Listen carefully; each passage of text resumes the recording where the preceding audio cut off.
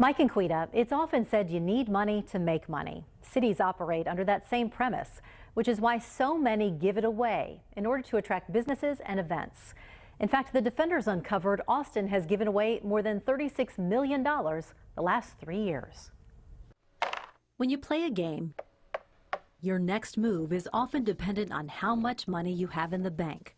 Running a city is similar. You collect fees in order to keep the game going, like a fee for a building permit, a landscape inspection, or security for a big event. But in order to land a good festival, business, or development, many cities like Austin sometimes waive those fees. What was surprising is how little we really know about how these fees are waived. Tom Smith is the former director of Public Citizen Austin, a nonprofit watchdog group that fears the city is playing games with your money. When there's thousands of dollars going out the door that isn't being reported on the fee waiver spreadsheets, it's hard to know whether or not we're going to have enough to pay staff or whether or not we're going to have to cover a shortfall. A recent audit found the city of Austin isn't sure how many fees are being waived. Some departments said, yes, we waive fees, but we don't know how much. So at the point that we had that information, I would say that the 16 million is a very rough estimate. And that's outrageous. You know, our government is supposed to be able to account for its budget. Take Austin's Smart Housing program. It's designed to increase affordable housing. Developers often get fees waived to bring in more affordable units. With the Smart Housing program, we know we waived $3 million of fees at least, but we don't know whether there were other fees associated with that.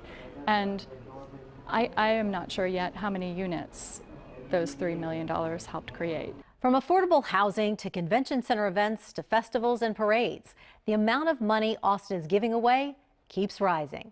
It's a multi-million-dollar problem. The Defenders uncovered fee waivers have nearly doubled in 2 years' time, from $8.9 million in 2014 to $16.2 million in 2016, compared to the more than $110 million in fees, fines, permits, and inspections the city collects each year. We depend on fees and charges like that in order to support our budget.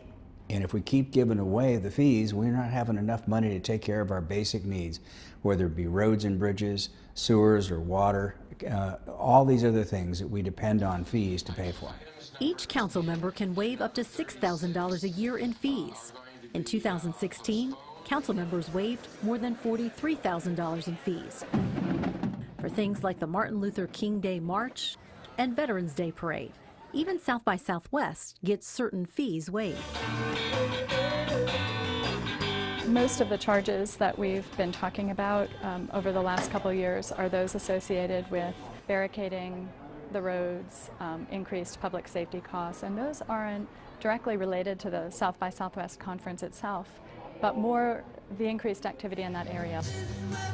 Fee waivers in and of themselves aren't a bad idea. In fact, in most cities, they are part of the cost of doing business.